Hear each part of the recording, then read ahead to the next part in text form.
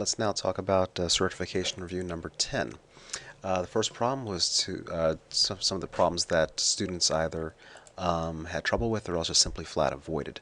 First, differentiating the messy function here, theta times sine of theta squared, so the derivative will be the derivative of the top times the bottom over the derivative of the top minus times the derivative of the bottom over the bottom squared.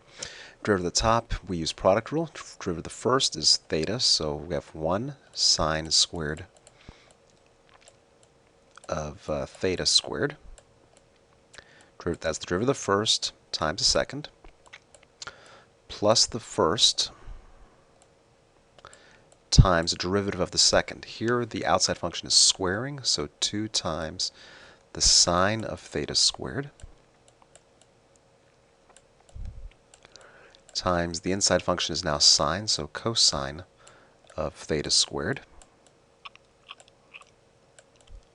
times derivative of theta squared, which is 2 theta. So that's the derivative of the top times the bottom.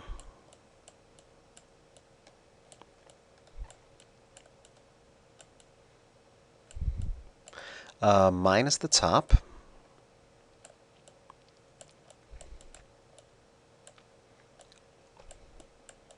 times the derivative of the bottom. The derivative of secant is tangent times secant, so we have tangent of 2 theta times secant of 2 theta times the derivative of the inside of that, which is 2. All over the bottom squared, which is 1 plus secant of 2 theta, quantity squared. Okay, so that's the first one.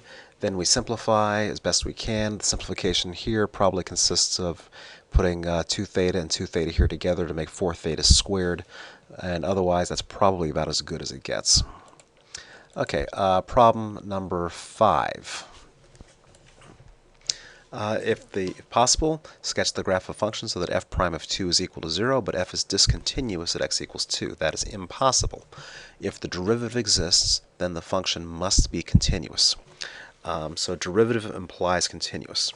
So likewise for part 6 down here, differentiable implies continuous. However, continuous does not necessarily imply differentiable.